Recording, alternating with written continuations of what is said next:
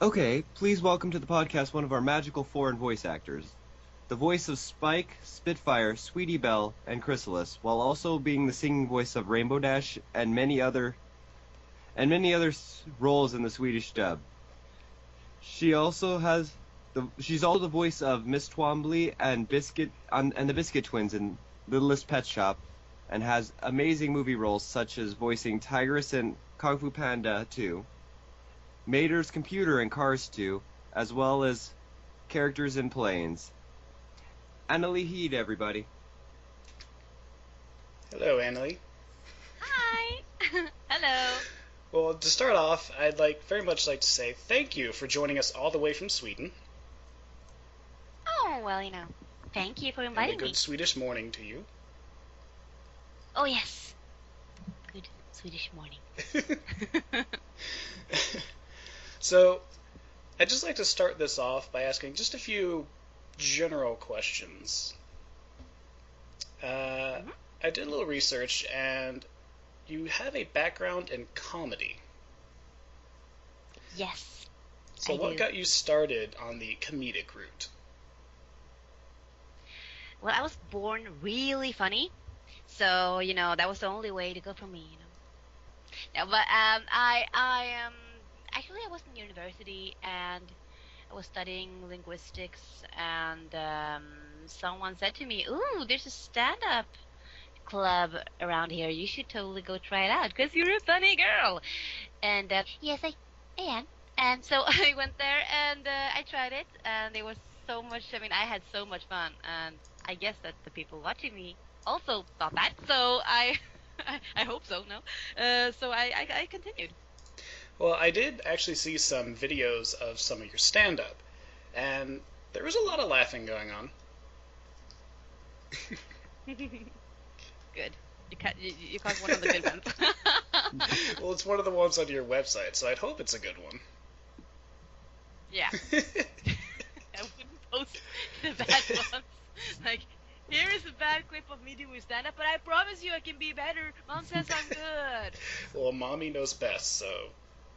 Oh, yeah.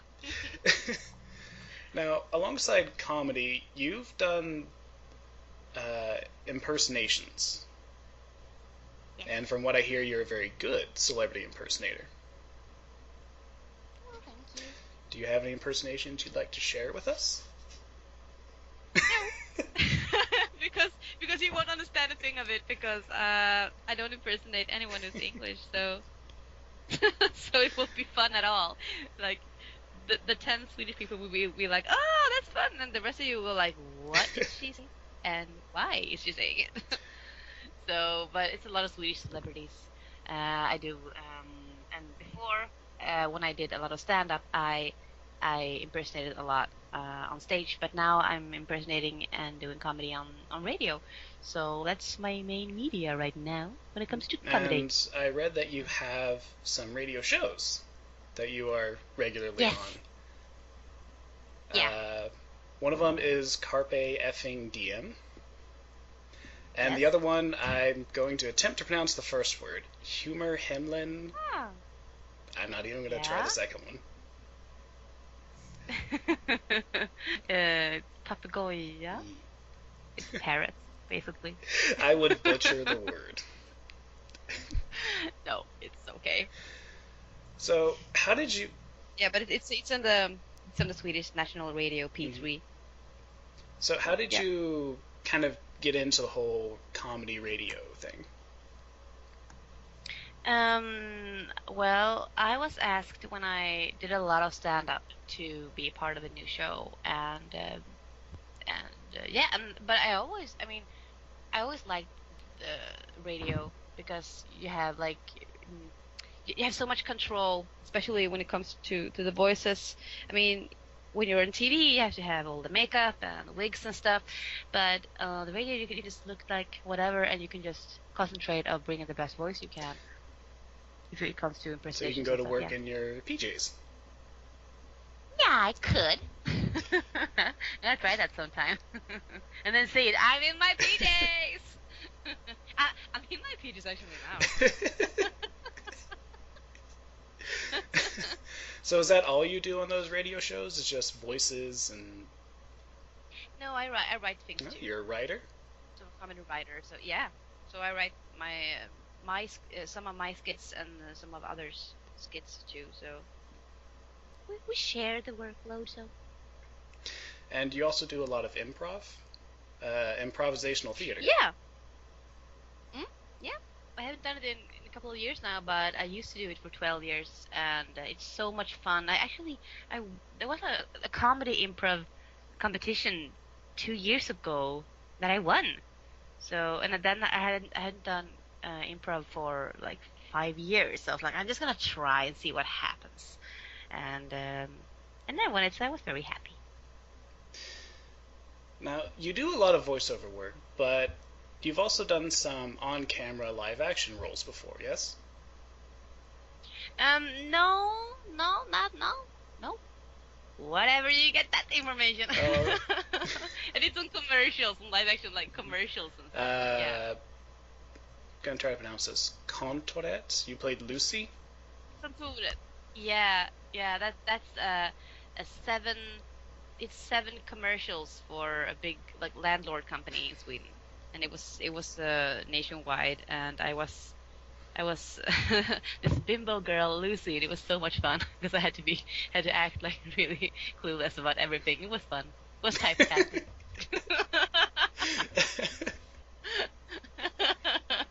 So like she's funny and not that, but not just kidding. I'm totally intelligent. This is too early in the morning for me. I'm like, Alright, so a lot of your work has been in voiceover, specifically dubbing. Yes. So, kind of, what's the dubbing process like? Well, in Sweden, the thing that people think is most like what is that we're always alone in the studio. So we're recording by ourselves in a room, and we have a window to look out to where the sound engineer and the director is. So and then we keep track of the time code and the mouth flaps, and we watch the show. We can just see the things that we are dubbing. So we sometimes it's like, okay, so why am I angry right now? Why am I happy? What happened? And they have to explain, okay, so this happened, you this happened, and this, and it's like, oh, I understand. And then you have a script on a screen, and you have your own voice in one headphone, and the American or Canadian voice in your other ear, and then you just in the same time that they're speaking, you're speaking. It sounds like it would be confusing having 2 different voices in your ears. I'm used to it. I have a lot of voices. No, but I mean it's okay. It's like riding a bicycle. Once you get to do it and start, it's. So how difficult is it to audio match what they're saying, like to get the Swedish translation to fit within that certain time code? Well, it depends. If it's a good translator, there's no problem at all. The best thing is when people who are voice actors themselves knows how to do it. That is really good. But sometimes if the Swedish language is there are more words, so sometimes you just have to stand there, and quite often you have to go like, oh no, and fit things in, and just sometimes take away some words, or sometimes put in some extra words in there, and especially when it comes to if there's a funny joke in there and the translator didn't get it or didn't have time to fix it, it's I'm always like, we have to say this joke. I don't care if I have to stay in for my break. I just have to do this because they shouldn't miss out on this funny thing. So it's really important to me. Yeah, a lot of the comedy can be very, like, comedy is something that doesn't necessarily always translate very well between languages. So, Yeah. how do you guys handle comedy when you're working on the shows? The little jokes, the one-liners, the references. Well, the translators the best they can, and sometimes when it's certain references, it's kind of hard. And then we have to put something else in there, something that fits, something that is good. So But mostly of the time, I think it's good. Now, does Sweden do a lot of prelay animation? No, actually not. It's very rare over here. I so wish there were more. I done a couple of things, but it's for companies doing promotional cartoon videos and stuff like that, and some apps and computer games for kids and stuff like that. So you've done games as well, yes? Yes. Do you have a few examples? Yeah, I did an expansion for Half-Life 2, but that was in English, with a Russian accent actually. So I had to talk like this. No, wow, wrong. It was more like something like that, and I was Elena, and I was talking like this. It was very much fun. That does. At first it was like a Brooklyn accent. I was like, wow, where did that came from? I surprised myself. Well, does that happen often? Do you just kind of start talking in a random accent, even if you don't even mean to? No. No, but sometimes, like, especially now I have been awake for like half an hour, so I'm like, I'm gonna do this. Oh no, something else came out. Oh, that was fun too. So, but I mean, I really love accents. That's why I studied linguistics in the university, because I mean it's so funny with accents.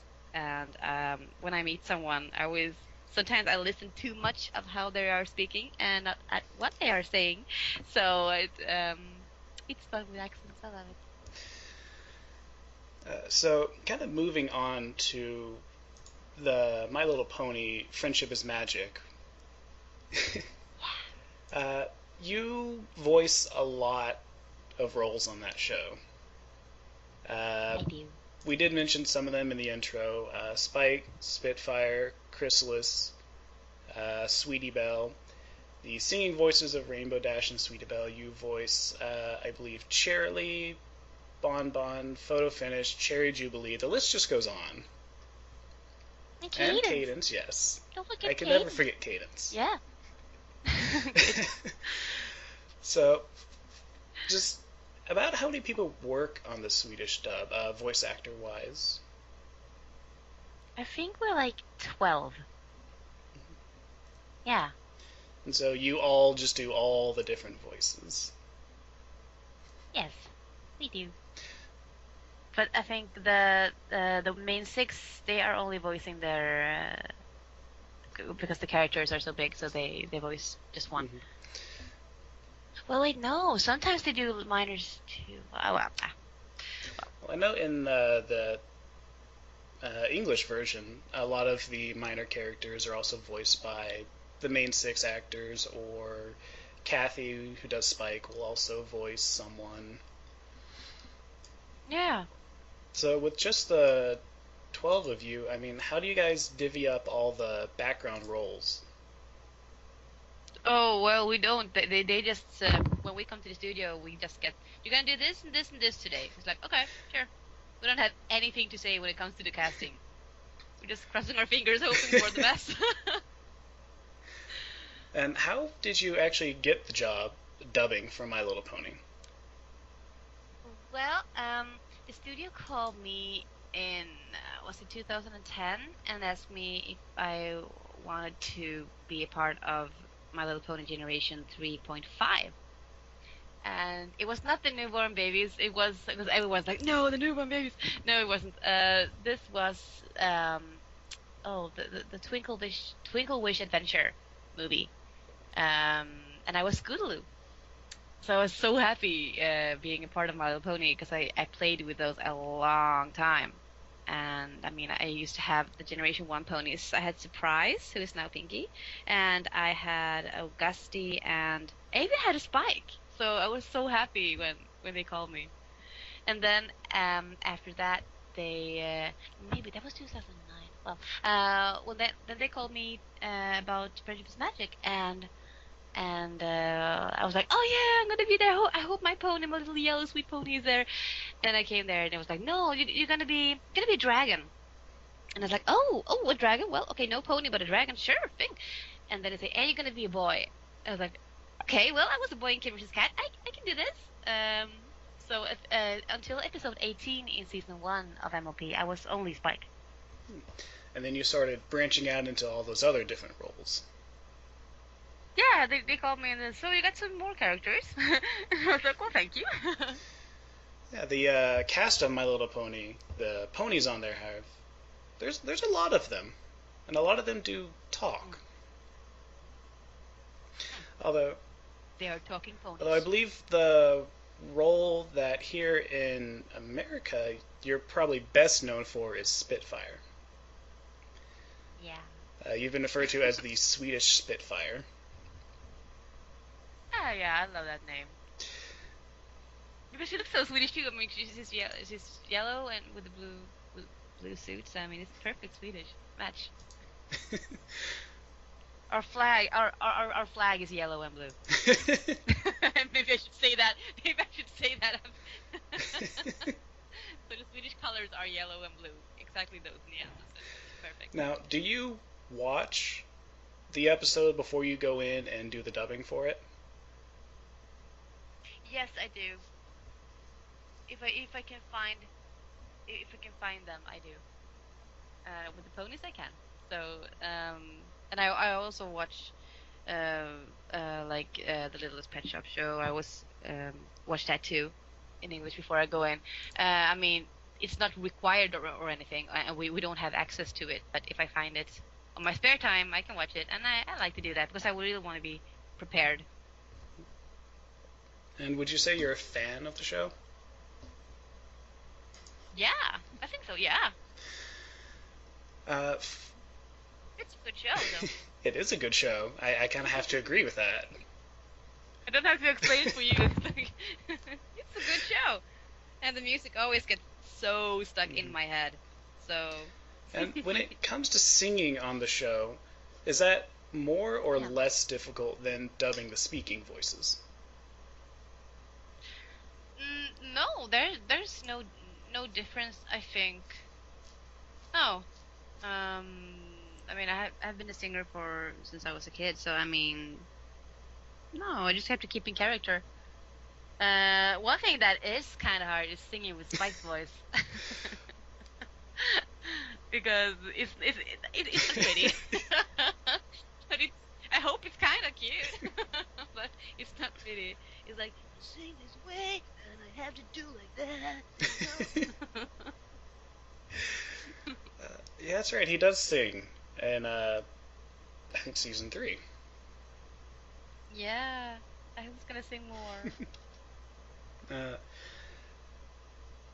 So, when you do dub the voices, do you all try to kind of match what the voice actors in the English version do? Because, Rainbow Dash has that rasp in her voice, and Fluttershy is very soft-spoken, and Spitfire has that very no-nonsense kind of tone. Yeah, we really do that because, I mean, I'm very... Because since I'm an impersonator, I really want to sound like the original voice. And when it comes to Rainbow Dash, it's kind of, when I first got it, they told me that, oh, you're gonna do singing for Rainbow Dash, and I was like, okay, sure. Can I listen to how her voice sounds in Swedish so I know how to? And they were like, we don't have time. Can you just sing it? And I was like, okay, sure. And then I did a total other voice. So then later on, when I heard her, I was like, oh, I should have gone a total different way with it. So if you listen to the Swedish Winter Wrap Up, no, that's the first. When you listen to to Winter Wrap Up and to At the Gala, I have it to like total different voice, and then I heard her and I knew how to sound to match better. Well, being an impersonator, you would be very familiar with vocal matching someone else. Yes. So you would kind of be able to do that a little more naturally, I think, than some others. Oh. Yeah. Well, it doesn't hurt, I suppose. No, it doesn't. I mean. and then to know your vocal range and know how to do different voices. It's very good when you come to the dubbing studio to have a background in music or in impersonation and in comedy. It's a very good combination to have.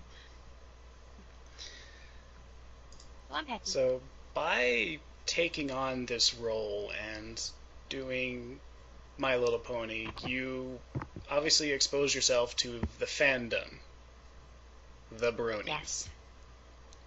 The bronies. So I have to ask this. How did you first hear about the brony fandom?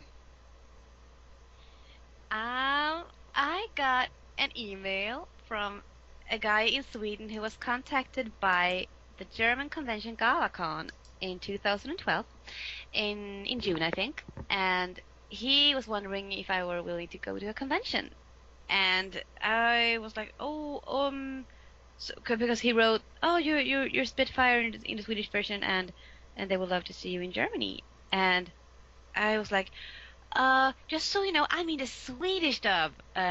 Maybe I don't know why. And he was like, "Oh, haven't you seen this clip?" And he sent me the YouTube link to that clip of me. Someone edited it with Fry from Futurama, and he was reacting to what I said things. And I watched it, and I was like, "Okay, someone time stretched me." And it had like 110,000 views, and there were a lot of comments and likes and stuff, and I had no idea this was going on since May or something. There's a month or something. So yeah, that's the first time I heard about the bronies. So did you start digging a little deeper after that? Like, who are these people? What are they doing with their lives? I did. I was just like glued to my computer. I just sat there for days. I'm like, what is this? I want to know everything about this. I want to be prepared because I really want to meet these guys. And I was so excited. Really, that was good time. And so, since you kind of went down the rabbit hole, so to speak, what was kind of your best rabbit hole ever? Well, what was kind of your initial reaction to the whole fandom? Just learning that there are all these guys who really love this show and they want you at this convention. I was just very amazed and surprised and happy and overwhelmed, and a lot of positive words are coming right now. I just felt like, there is a lot of creativity and love around this fandom, and I was so happy to be invited to it. I mean, wow, yeah. And I still am. And you've been to a good number of conventions. Yeah. So you enjoy going to the conventions and meeting the fans and doing all that? That's understatement. That's an understatement. I love it so much. I adore it. It's just it's so good. So how has kind of being a part of this and knowing the bronies and interacting with the bronies, how has that kind of changed things for you, if it has at all? It has in many different ways, because first of all, I was always like, I'm never gonna use Twitter. Never. I mean, why do people use Twitter anyways? I don't want to share like pictures of my food and stuff. I rarely use Facebook. And then before the first convention, they asked me, would you like to Twitter? I mean, people would like it if you Twittered. And I was like, why? And then I just thought, okay, I can do it for them to help with the PR for the convention, I guess. So I logged in and I was like, hi, and they got a lot of followers and stuff, and I mean, now I really like Twitter. It's funny, and I mean, I can interact with you guys, and I mean, it always makes my day when I log into Twitter, and I can just have like random conversations and stuff, and there's so much nice art I get to see over there, and it's just very much fun. And then to know that people are actually listening to my work, that is so much fun to know. Because I was always like, before when I was doing voice acting, I thought, oh, no one's gonna listen. I mean, tired moms and dads are gonna listen when their kids watch the TV, and they're gonna be like, oh, lower the noise, you're just screaming. So I mean, no one would know what I'm doing, but that's okay. I mean, I had fun in the studio, and I mean, but now it's very much different because I know that someone will listen to it and hopefully like it. So yeah, it changed very much. So would you consider yourself a Brony? Well, that's a really hard question because I can't watch the show without like working glasses, because when I watch it and I haven't dubbed it yet, I always think, okay, so I'm gonna go that way and that. Oh, that's a fun laughter. I'm gonna do that and so I always do. I can't really like just relax and watch the show because But then I mean, when it comes to the music, I mean, I actually got the complaints from my husband. It's like 80% of the songs you're singing at home is pony songs. When I'm cleaning and doing dishes, I'm like like singing pony songs because they're stuck in my head, and now it's also the Little Pet Shop song. So are these songs from the show or songs from the fandom? Both of them. I mean, mostly from the show, I have to say. But when I hear it from the fandom, they get stuck too. So I mean, they are so good. They could be in the show. They're that good. I mean, a lot of them are so good. And you, if I recall correctly, you actually collaborated with one of the fandom musicians once, Tombstone, I think. Yeah, we sang at Derpicon South in New Orleans. Mm-hmm. Yeah, and also Cyril the Wolf and a guy called Flutterwat at the same convention. And then 1 month ago at Crystal FairCon in Helsinki, Finland, I got to perform with the man himself, Daniel Ingram. I bet that was a lot of fun. That was a lot of fun, and I was totally not fangirling at all. Yes, I was. Well, he just writes all those amazing, very catchy songs. Yeah, he really does. I mean, I sang "You'll Play Your Part" from season 4, the finale, and he was playing guitar, and that was such an amazing thing to experience because when I sang that song with him in Helsinki, people were singing along every word I sang, and I mean everyone knows the songs, and that was amazing to get the chance to sing with him and all of the Bronies there. That was really nice. So, with your involvement in the show and the fandom and everything else, and you also being a comedian, do your comedian colleagues ever kind of poke fun at you for that? Yes, they do. And I'm having like, if there is anything, I mean, I shouldn't say defensive, but I'm very like, I mean, I can joke about it, sure, but there is a limit. I'm like, don't say anything bad about my Bronies. I'm like, because yeah. So, besides the music and the Twitter, are there any other ways that you kind of like to involve yourself in the fandom? Well, I have a Facebook fan page, and I have an album with the fan art that I collect, and I really need to update that one. Note to self. And I want to like promote the art that people does because it's so nice, and I really want to get it out there so people can see. So sometimes I put a link on my Twitter saying, oh, go to this and watch the art in the album. Yes, do have a lot of art and even some videos posted on your Twitter and Facebook fan pages. Yeah.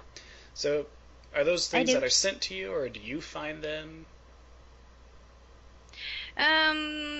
A lot of the things are sent to me, and then on Twitter, if I find a picture of Spitfire or fun picture of a Spike, I just, this is fun. I just want to share it. Or something is, I mean, either it's fun or really beautiful or just crazy and wacky. I just put it out there. I want to share it. I mean, if someone makes a really nice art, I really want to help people to get it out there. So, when it comes... The same with music too. Yes. If I hear a good song, it's like, have you heard this? And people have.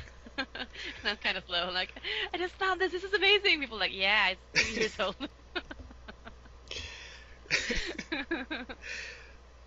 Someone maybe hasn't heard it yet, or need to hear it again. Okay, so the lesson behind that is that people should send you more stuff now. Yes. And all the newer stuff. Please do. Yes. Please do.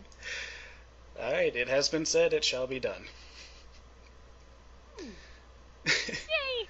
So, with the main 6 characters in the show all kind of falling into different archetypes, which one do you think you relate to the most? This is so it's a hard question. I think I'm a mixture of them all. But I think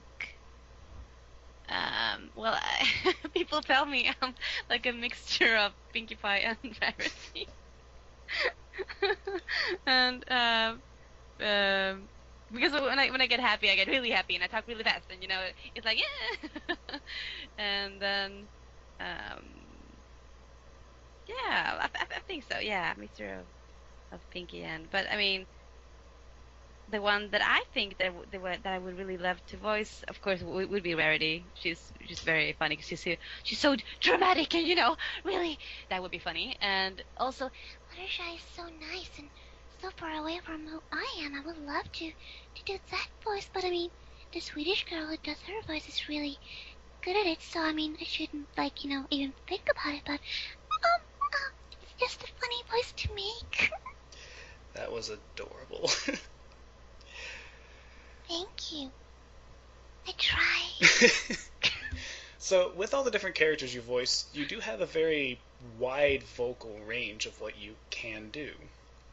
I mean, you have Spike, who's the little boy, Sweetie Belle, who's the little girl, and I have to ask, the squeaks and the cracks and all that have the Sweetie Belle's voice, how hard is that? Yeah. That's really hard because I can't do that. I mean, Claire is such a fantastic. I mean, oh wow, I can't. She just like. Okay, I just did it. So. but I mean, I always have to take retakes when it comes to the squeaks because I really want to have them in there. But it's hard to really do. I did. When she's like she says the Crystal Empire in like something like that, and I said Kristallriket.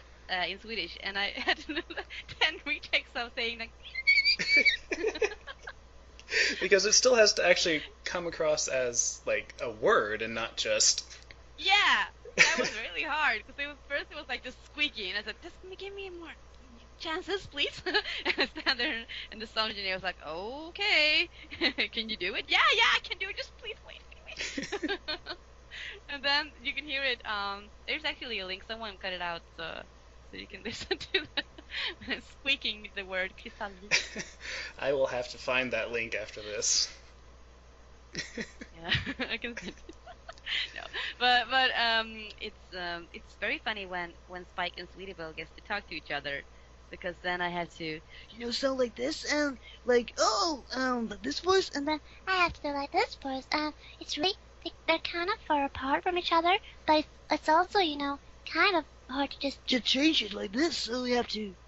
So, this kind of brings up an interesting question, though, what I just thought of. When you're doing the dubbing process and you're playing the multiple characters, do you dub it one character at a time?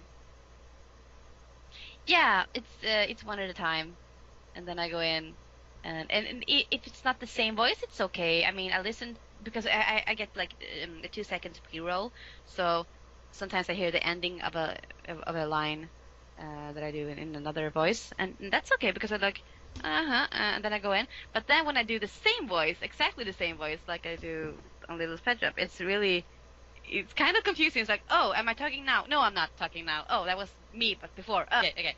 So that is also kind of confusing to do. And then the director comes in your headset. You were supposed to talk then. Yeah, it's like I was. Oh, I see. What you did there. Other me was talking. Okay. Other me. Yeah. I'm like, oh, can you lower this or higher this? But like, which one? Oh, former me, not me now, but former me. We always had that conversation. The other me, the former me. So it's just you, the sound engineer, and the director in the studio. Sometimes we don't have a director. Sometimes because when you have been dubbing for a while, they trust you enough to be your own director. So, and sometimes the sound engineer is the director too. So yeah, because in Sweden we only dub the cartoon in the kids shows up till 11 years old, and then when the target is higher than 11, you don't dub it in Sweden. So everything else is in English. So with the singing, do you play any other instruments? A little bit of piano, but not that much. I mean, some people are like, oh, so, I play the piano, but just a little bit. And people are like, oh, come on, play something, play. And then they sit down and they play something really, really nice and hard. I'm not that kind of one. I really play a little piano. It's not good. It's like, eh. Excuse me.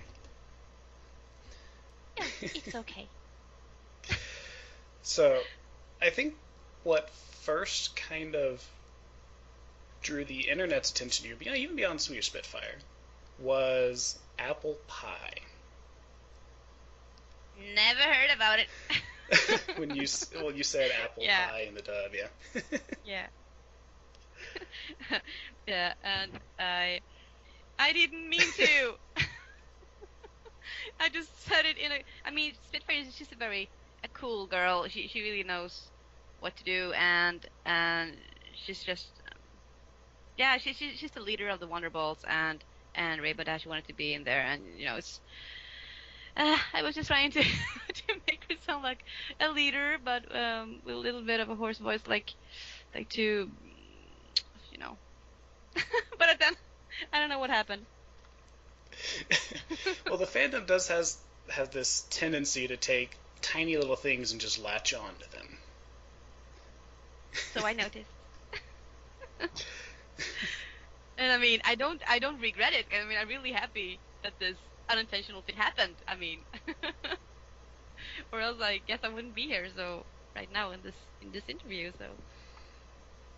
So, and how does your family kind of react to this whole brony thing? They love it because they know that I mean, you guys, you make me really happy, and they're happy if I'm happy. And my daughter, who's 4, she is a real brony. She really loves the show, and she knows the songs, and she has a lot of toys from the show that I get her. And I mean, it's hard to not give her things. I mean, mommy's a pony, so. So does she enjoy watching the show and picking out? Can she pick out your voices, or do you? Only when I'm the meat character. He's like, that's mommy. I'm like, yeah. How did you hear it? It's actually mommy.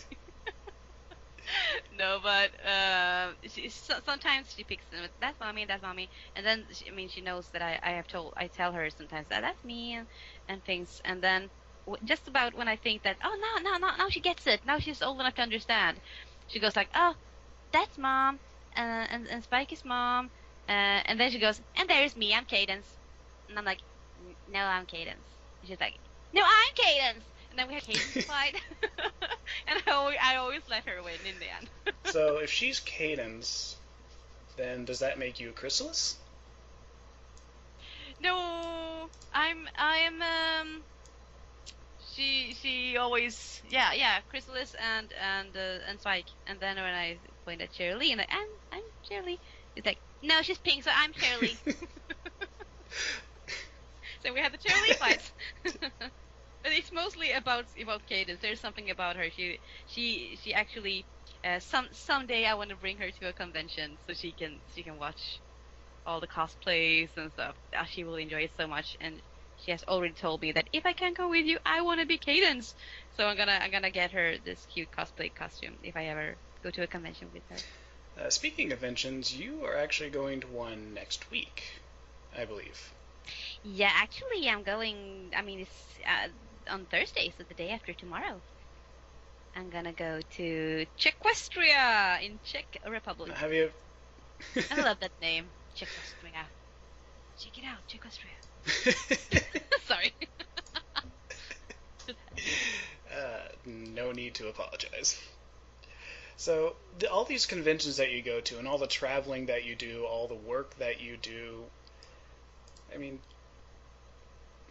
how do you manage all that time? I'm happy to put in the time. I mean, it's so much fun to really meet the guys, and I mean, I love it to just mingle and walk around and just talk to people, and I love all the huggings, the hugs. I really like that one, so. I just completely lost my train of thought. Oh, it's okay. Talking about conventions, and then... Alright, with the whole time aspect, what hobbies do you have, and kind of how do you fit those into your schedule? What hobbies do I have? Like, I don't have any hobbies. I Google a lot. No. Well, I mean, I'm kind of working with my hobby. I really like voice acting, so I mean, and cartoons, so I watch a lot of things. So what are some of your favorite cartoons then? Oh, I like the old classics, of course, from Disney and DreamWorks, and I just like comparing the Swedish ones to the originals. Like I watch, with my daughter, I watch like Phineas and Ferb and stuff like that, and it's just fun to see the difference, how they did the casting and the translating and stuff. It's just fun. And whenever I watch something in Swedish, I just run into my computer, have to check. Oh, who's that? Oh, that's her. Okay, that's him. Oh, okay, new voice for him. Cool. It's really good to the character, huh? And then and I go out and I tell my husband about it, and he's like, okay. And then if we watch a commercial or something, I'm like, oh, that's him. He's so nice. Oh, he did a good job there. And he's like, can you just turn your work head off sometimes? Because I can't really relax and watch anything because I just like, oh, and then that's kind of a hobby. To annoy my surroundings with my notion of names of people and stuff. Yeah. So what I mean, anyone else? I love to just as anyone else. That sounded funny. As anyone else, I'm just normal, No, but I like to hang out with friends and just go to parties and just relaxing, having fun. So, you did some of the voices for the Equestria Girls. And if I recall correctly, did you sing the ending song to that as well? Yeah, I sang the... what's it called in English? I honestly don't remember. I'd have to actually look it up. I mean, I always confuse it with a true friend, but it's not. I mean, it's something. A friend for life. A friend for life. En riktig vän är vad du är för mig. Yeah. It's the way. Alright, well, it looks... What? What? Nothing. I just woke up. Oh, it's fine. It makes things more spontaneous, more fun. Oh, good. I like spontaneous and fun. Well, I think as a comedian you would, I suppose. I would, yeah. What kind of comedian would I be if I wouldn't like it? So, we're kind of entering into our last few minutes here. So just a couple... I know, it's sad. Aww. But... Oh, well. But, so just a couple of last questions, starting off with, out of all the episodes you've watched of the show, which one is your favorite? Oh.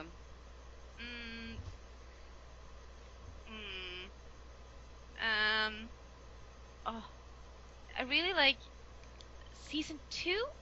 I think season 2 is my favorite season. And then there are a lot of fun things. I mean, I love the Hearts and Hooves Day when I got to be Crazy Shirley. That was funny. With all the Snoopy Moopy Noo. And oh, well, Green is not your color is also funny from season 1 when Spike tells everyone about his love for Rarity. And oh, of course, the season finale in season 2. I think those 2 episodes are my favorite ones because I got to be a princess and I got to be an evil queen, and that's the best. You got to be so royalty, which in this case would be Yeah. what? Art imitating life? Okay. Of course. No. Of course. I wish. So beyond favorite episode, then, who would you call your favorite pony? I have to go with Spitfire. Just the whole no nonsense I'm a captain thing. Nah, just because she can fly, and she's the captain of the Wonderbolts, and she looks very cool in sunglasses. And because of her, all of this happened, and yeah, I feel a love for Spitfire. Have a lot of fun voicing her. Yes, but it's also kind of because when I dubbed the Wonderbolt Academy, I was like, okay, so now I have to go in and I'm gonna be Spitfire again, and I really want to keep her as I first made her in season 1 because the first time you see her in season 1 in Sweden, it's not me. I don't know why they cast it because she was just a minor character, so they cast me as her later on. I don't know why, but I got it, and I wanted to bring the same Spitfire as in season 1, but still I didn't want her to sound too much like Spitfire in season 1, if you know what I mean. So that was kind of hard to do that.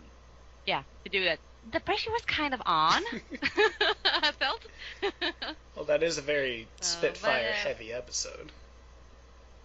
Yeah, and I really hope that the people like the episode and how I made the voice for her in Wonderful Academy. And has the dub for that episode aired over in Sweden? Yeah, it has. So it's on there. It's on the internet. I can't say why because I'm not allowed, but you can find it if you look for it in Swedish. So how far behind the current airing in English is the Swedish dub? As I know, we finished up season 4. We haven't aired season 4 yet. Have you recorded it? So, and is it just waiting, or? I can't say. Darn. Sorry. I had to ask. Yeah, it's okay. I'm happy you asked, actually. Because season 4 has some pretty good moments in it. Yes, I know. I watched it, so there's a lot of fun things going on there. Excuse me again. Alright, so we are in our final stretch here. Looks like we have a couple of minutes left. So I just kind of want to wrap this up with one last question. Okay, shoot. Do you like apple pie? Well, who doesn't? I love apple pie. And do you think you could give us the Swedish apple pie? Okay, sure.